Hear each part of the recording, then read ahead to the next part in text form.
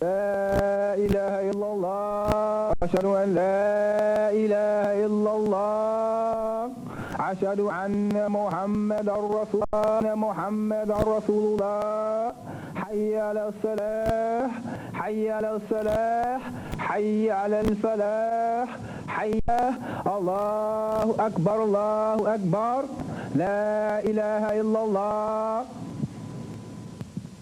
Assalamu alaikum. Peace be unto you. Thank you for tuning in this evening for tonight's program, Islam in Africa, Conversion or Coercion, Part 3. By the grace and mercy of Allah, my guest is to my right, Brother Ahmed Shafiq, and to my left, Brother Muhammad Sharif. Assalamu alaikum. First and foremost, by the grace and mercy of Allah, initially the first two programs, I interviewed Sheikh Muhammad Sharif. And so by the grace and mercy of Allah, he's going to give an overview, a synopsis of Islam in Africa, Conversion or Coercion. أعوذ بالله من الشيطان الرجيم بسم الله الرحمن الرحيم والصلاة والسلام على سيد المرسلين وعلى آله وصحبه أجمعين. The last time I was here, we spoke about the importance of the Africans knowing their history and the connection of Islam with Africa. We also spoke about the 0 point of the relationship between Islam and Africa began with the letter of Prophet Muhammad to the Ethiopian king, and that when all the nations was throwing Prophet Muhammad out and rejecting him, even his own people, it was Africa that opened up its arms to Prophet Muhammad. And this is the first introduction of Islam to Africa. And the letter of Prophet Muhammad to the Ethiopian king constitutes the first message to the black man. In fact, because it was from a true prophet, it constitutes the only message to the black man. And what resulted from that was a series of succession of Islamic governments that went all the way up into, and we spoke about this earlier, all the way up until the 15th century. Prior to the 15th century, you had, every people have what is known in Arabic as a destructive quality. And the destructive quality of the African people was a worship of their shamans and a worship of their leaders. And this was defined, exemplified in the worship of the Pharaoh and the encounter of Pharaoh with the Musan model of Prophet Musa. And that has always been the downside of African religion, in the sense that we tend to worship our leaders and we worship our shamans, who basically represent the ancestors. You'll find when Islam was brought into Africa, it was a breaking down of that dichotomy, and new paradigms existed in the sense that it was a reintroduction into Africa of the worship of the one God. Once this occurred, you found that there was a sacred relationship between the scholars, or merchant scholars, who went into Africa, as well as the traditional kings. And that existed all the way up until the 15th century, where you would have a traditional ruler. He would build a town just for the Muslim traders, and those Muslim traders would act as his civil servants and would act as his officials in government. Towns like Yandoto, Timbuktu, Katsina, these were all trading merchant towns which acted as buttresses to the traditional African ruling towns. In 1591, we saw the invasion of the Songhai Empire, which was an Islamic African kingdom ruled by African people. Once that occurred, a new dichotomy occurred. Prior to that 1591, the slave trade was not as extensive after 1591. The reason being because of the sovereignty of the Songhai Empire. Most of the trade of the Africans in the southern coast dealt with, they brought goods from Europe by way of the Songhai Empire. Most goods that were coming from Africa, like gold, reached the European society in North Africa by way of the Songhai Empire. Basic relative political security, economic security existed as long as the Songhai Empire existed. But in 1591, there was a collusion with the Arab collaborators, along with the Portuguese, who came down and destroyed the Songhai Empire, sacked the Gayo and destroyed the city of Timbuktu, destroyed its library at the University of Sankore, and took some 200 scholars as slaves into Marrakesh. Once that happened, you saw a breakdown of the security of West Africa. And it was then, and what was the cause of this here? The Arabs themselves wanted to control the salt mines of Tazakat and also Tadamaket, but they also wanted to control the gold out of the Wangara regions. The Portuguese, because of the so-called discoveries in the New World and the transmigration of sugar plantations into the New World, particularly in Brazil, they needed labor. So both the Portuguese needed labor to operate the sugar mines, and the Arabs they needed the gold and the salt mines. Consequently, they colluded together and destroyed an Islamic African civilization. And in doing so, it set up basic insecurity throughout the region. But there was a powerful good side about it, because at that time, traditionally before that time, the scholars, the African Muslim scholars, would basically condescend to traditional rulership and act as just as advisors to the rulers. But after 1591, the African scholars took the banner of jihad in their own hands. It was then that the African scholars felt that this was the end of time, and it was a time to set the world right and prepare the world for the coming of the Mahdi, who we believe is the person who will basically bring the order and Islamic rule throughout the world. It was then that you saw the emergence after 1591 in the 16th century of the Cayor, the jihads of Cayor, Abdul Nasser in Takrur, Abdul Qadir in the 16th century in Futu Toro. After him was Suleiman Ba in the 17th century. You had Muhammad al-Amin in Kanem-Borno. You had the emergence of the Funj Empire, also jihad movements led by scholarly warriors. It reached its epics or its climax in 1774 with the emergence of Sheikh Uthman ibn Fudio, who had began his reform movement, the first of teaching the people Islam and trying to destroy the ifa, or the destructive quality of the African people, which was the worship of the ancestors and the worship of their kings. Alhamdulillah, and he taught for some 40-something years. In 1804, Allah blessed him with what is known as the hijra, or the immigration. And he made the immigration, and eventually after that he initiated the jihad. And he established another Islamic empire, which went for some 100 years, all the way up into 1903.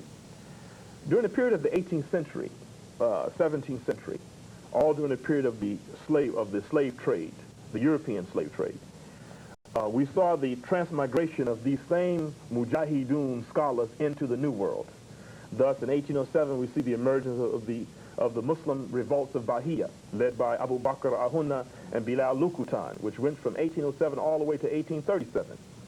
These scholars, their lingua franca was Arabic. It was Arabic tongue was a way of uniting the different diverse tribes and uniting them under the single banner. They wrote letters in Arabic to the scholars of Sokoto and received fatwas from the scholars of Sokoto. In 1837, of course, Abu Bakr Ahunna, who was one of the slave leaders, escaped, and his Wathiqa that he wrote in Arabic, which is the manifesto, was discovered in Jamaica as well, and influenced some of the jihad movements or the Maroon jihads in Jamaica. This is also the cause in 1807, because of that type of jihad movement that was going on in West Africa. This was also the cause for America and England to abolish the transmigrations of slaves into America. They didn't abolish slavery, they abolished the transmigration of slaves into America, the reason being because they didn't want that type of revolution occurring in the United States. However, it did occur. We have the existence of Fort Musa in Florida, which Ahmed Shafiq called Ribat Musa. It was a Muslim fort, which had a confederation with the Seminole Indians. And they held independence in the United States, in the Florida Everglades for some 45 years until Andrew Jackson conquered it. There was the revolts in Natchez, Mississippi, led by Mohammed Sambo.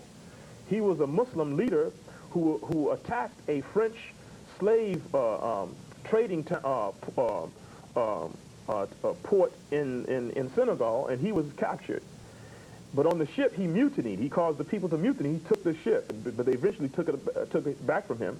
And then they landed him in Natchez, Mississippi. And as soon as he landed, he kicked off a jihad. We have also another Muhammad Sambo, which kind of gives some impetus to the whole concept of Black Sambo, old Black Sambo. Whenever you find the name Sambo emerging, know for sure that his first name was Muhammad. Sambo being a Fulani name, and Muhammad being a Muslim name. Also, bringing it all the way up until 1812, during the continued so-called revolutionary war, which I kind of feel that every slave revolt that took place in the United States is a part of the Revolutionary War as well, because the African slaves were fighting for the same thing that the Europeans didn't decide to fight for until 1776. 1611 all the way up until 1776, every single slave revolt, whether it was Muslim-led or non-Muslim-led, should be considered by the United States as a part of American history, as a part of the American Revolution. However, in 1812, during the continued American Revolution, what is known as the Revolutionary War of 1812, we have a brother by the name of Muhammad Bilali, who led some 81 families, 81 Muslim families. They collaborated with the United States government to defend the Sapelo Island of Georgia from British attack as a Muslim, not as a African Christian who had assimilated or who had been forced to assimilate. He rebelled as a Muslim, and he said to the whites, he said, "I can speak for the Africans of the true faith, but as for the Christian dogs you own, I can't speak for them." And to his word, he didn't lose a single man, and not a single British soldier landed on the island of Sapelo in Georgia. What this means politically for our people in terms of the rights of self-determination, it means that the African Muslims participated in defending this nation from its common enemies. According to Article 27, Declaration on Human Rights, this means that those people are the people who represent, who are inheritors of that Muhammad Bilali tradition. The United States has to rewrite the Constitution to recognize the values of Muhammad Bilali and include Muhammad Bilali as one of the founding fathers. The only thing we have from Muhammad Bilali is his attempted writing of the Risala of Ibn Abi Zayd. He wrote part of it from his own memory. You have to remember that during that time it was illegal for Africans to write. It was a capital punishment for Africans to write. Nevertheless, he wrote his values and his ideas of government in which can be seen in the Risala of Ibn Abi Zayd. Now, the Risala of Ibn Abi Zayd is a book that deals with worship of Allah. It deals with theology, but it also deals with social behavior, but it also deals with government. So here was a man attempting, knowing well of the Constitution of America, knowing well of the Bill of Rights, knowing well of the Declaration of Independence, but yet he wrote in Arabic what were his values, and I have no doubt that Muhammad Bilali, if he felt that the Europeans were going to be just in America, that they would allow him and his people to rule themselves autonomously under his own values, which were in rule. The Risala of Ibn Abi Zayd was in rule throughout the period from, as I said, from the period of the 12th century all the way up until the 19th century. The Risala of Ibn Abi Zayd was a seminal book of government throughout West Africa. So with a slave writing that book down, that book or that manuscript is a flag for the rights of self-determination for every Muslim who is a person of African descent. Of course, that was the 18th century. The 19th century, we saw the reemergence in fact, all of the abolitionists, including Frederick Douglass himself. We know on page 5 of his latest biography, on page 5, the author states that the name of Frederick Douglass before he was Frederick Douglass was Frederick Bailey. And the man said the name Bailey is a common corruption of the name Bilali, that Frederick Douglass himself was a descendant of Muhammad Bilali, which explains that genetic fervor for liberation. The same thing with Henry Highland Garnet. He was the son, he was he was one of 11 sons of a Mandinka, and everyone knows that the Mandinka were all Muslims. So, and again, in 1829, David Walker wrote his appeals. But prior to 1829, in 1828, David Walker, along with 99 other African Americans in Boston, had the pleasure of meeting Abdul Rahman out of Natchez, Mississippi. So again, we see that from each point, each revolutionary element in our history, there was Islam at this forefront. And then we see the emergence in the 19th century of men like Marcus Garvey, but we know that Marcus Garvey himself was buttressed by Muslims on two sides, both externally by Deuce Muhammad Ali, who was a Sudanese Egyptian, who was the author of the African Orient News, which was a Pan-Africanist but also Pan-Islamic newspaper in the early 19th century. And he invited the young Marcus Garvey to write for that newspaper, but he was also his mentor. But with the emergence of the UNIA, we see the emergence of a scholar, but another Sudanese brother by the name of Sheikh Majid. And this is finally just coming out recently in 1998. His papers are now being discovered now by John Hill and a few other scholars. Dr. John Hunwick and also Suleiman Yang has written about this as well. This brother here was an immigrant into the United States from Sudan. And he led some 2,000 Muslims who were members of the UNIA. And at the first meeting of the UNIA, the vote on the floor was what would be the religion of the black man of the UNIA. Of course, because the Christians outnumbered. In other words, if there were no Muslims there, then there would be no need to vote. It would be our religion is Christianity. But yet there were Muslim members of the UNIA, led by this brother Sheikh Majid. Again, we see the emergence of Noble Drew Ali. Noble Ali, and also eventually Elijah Muhammad. Now, the interesting thing about the emergence of Noble Ali and Elijah Muhammad was this. In the absence of true history, people always develop meta-history, like metaphysics, physics, and metaphysics. You have history and meta-history. We know because the Christians don't have the true history of Jesus, they create a meta-history of Jesus. Because Elijah Muhammad and Farad Muhammad and Noble Ali, these men didn't have a true history of themselves, they created a meta-history. This is not the case with the Africans who speak French, the Francophone Africans. The reason being because the Negritude movement, which is a pro-Pan-Africanist movement, which was the earliest in West Africa and also in the islands of the Caribbean, the reason why that movement emerged earlier because the book called Sudan was translated from Arabic into French in 1901. So the Africans who were under French rule had access to their true history. They knew about the Songhai Empire. They knew about Mali. Yeah, it's a book on history. Sudan means the history of the black man. Exactly. So because that book was never translated into English, we never had access to our real history. So we were filling in that history in with a false history. Karinga, the so-called Afrocentric movement today is nothing but another take upon this meta-history, false history. Thus we saw the emergence of Noble Ali and eventually Elijah Muhammad. However, Sheikh Majid, who was a member of the UNIA, who was a true Muslim from the African continent, who knew our history, who was a part of a Pan-Africanist movement trying to work for sovereignty for African people here in the United States, the Western Hemisphere, and the worldwide. He went to Al-Azhar to get a fatwa on Noble Ali, and he had a fatwa on Noble Ali declaring Noble Ali as a non-Muslim. Subsequently, any other organization which resembles that as a non-Muslim. So now the true history is emerging. A lot of people, we have this myth that Noble Ali and Elijah Muhammad were the first. They were not the first. They were part of a long line. They had their positive things, but then we see again, out of the Nation of Islam, the emergence of El-Hajj Malik Shabazz, no doubt was a Sunni Muslim, based upon the book called In the Service of My People, and that where the scholar shows that El-Hajj Malik Shabazz, in the prisons, he became Sunni Muslim. And he only joined the Nation of Islam out of expediency, because the Nation of Islam was the most viable organization on the ground. And incidentally, the Nation of Islam, some of the points of power within the Nation of Islam were two. One in Detroit, Michigan, one in Chicago.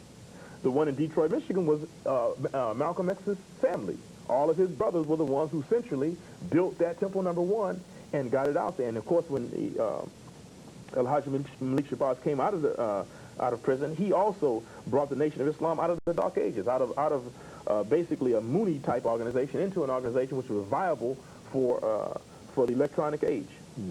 That's our history. We have a long history going all the way back, and that history basically means this, that since we don't have any transmigration of any cultural artifacts from the old world, we don't have any Yoruba drums, we have no Asantehene cloth or seats. The only thing we have that transmigrated from the old world to the new world are Arabic manuscripts. Those Arabic manuscripts mean, and since Islam is the fastest growing religion among our people, that tells you that our culture before we were brought here was Muslim. The most high civilization in Africa was Muslim. And those Arabic manuscripts act as flags under which we should rally for the rights of self-determination and bring our case to the UN to demand autonomous African Muslim regions within the United States where we can govern ourselves. Now, if there's enough time, I'd like for you to comment on, since the end of the Civil War, New African people have basically had three political positions. The first being integration and assimilation into American society. The second being repatriation back to the motherland, to Africa. And the third being separation and the establishment of an autonomous state. Would you address these three choices from an Islamic perspective?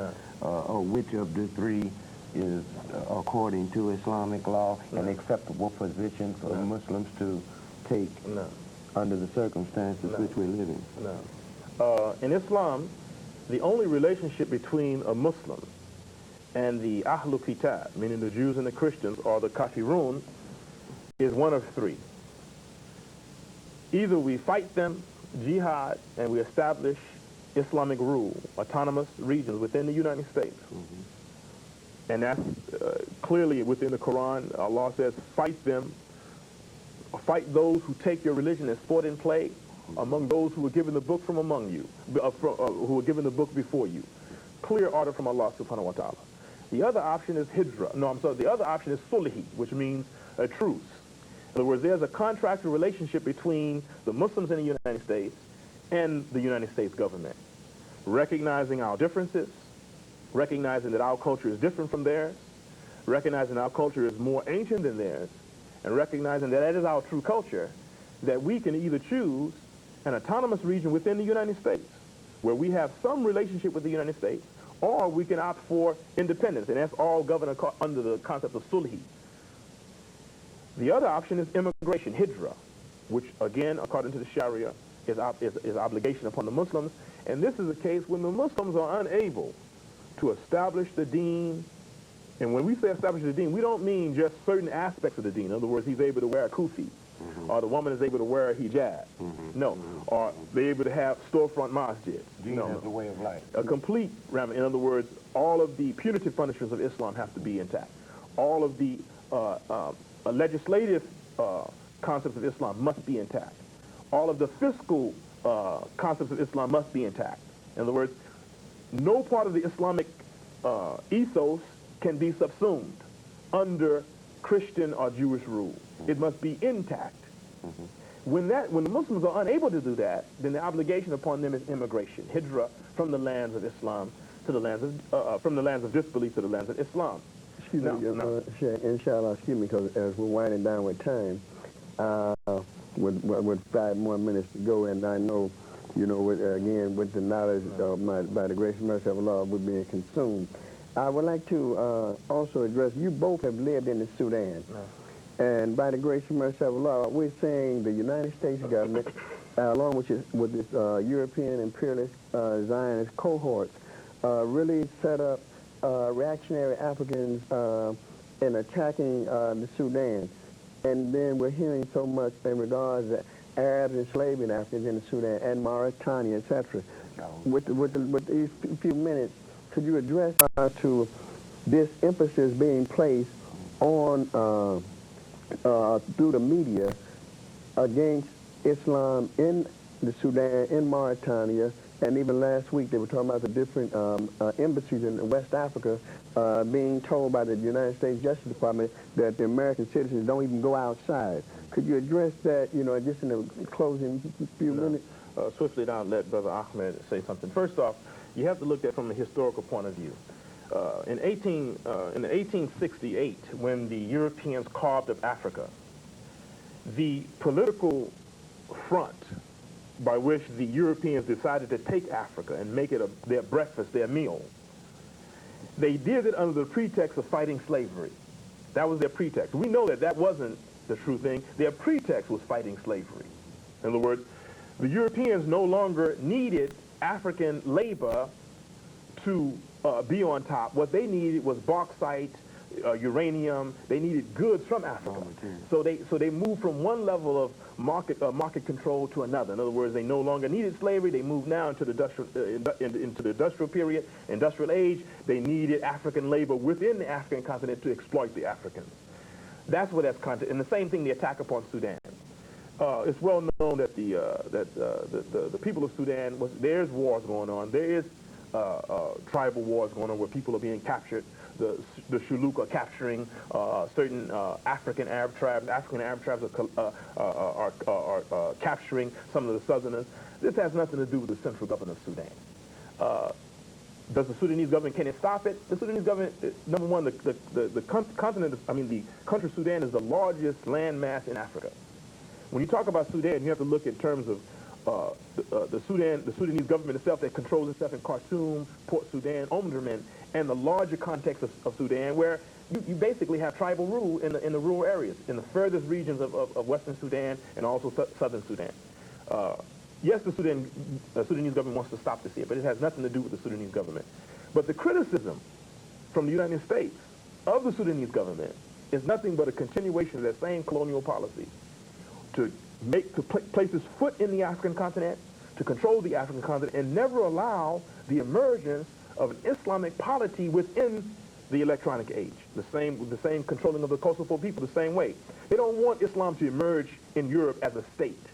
They don't want Islam to survive in Africa as a state, because if it can survive, then perhaps Nigeria will see that as a viable option. If it can survive, if Sudan can survive and develop itself successfully under Islamic rule, then perhaps Eritrea also may see that as a viable option. Egypt may see it as a viable option. So and then we know that the United States privately said that there was no slavery in Sudan. Just recently, they had to come out and say it because of the case that the Sudanese government won against the United States government in the bombing of the pharmaceutical.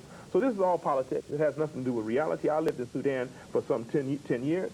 I love the Sudanese people. They're African people. And there are no light-skinned Arabs in Sudan. All of them are African people just like us. What you have is tribes fighting one another. The Sudanese government is trying to correct that. And inshallah, I think the African-American people, because of our unique history, we can play a role, and also in downsizing the tribalism that exists in many of the African continent. But then it's our private affair. The United States, or does any European nation, especially the Christian nation, have anything to do with that? That's something that we have to resolve ourselves. And the propaganda and attacks that are being made against Sudan, real quickly, I see we only have a few seconds left, have to be viewed in the light of the fact that, as we know, Africa went through the colonial period and then neo-colonial period where they're putting the stooges in power to represent and whatnot.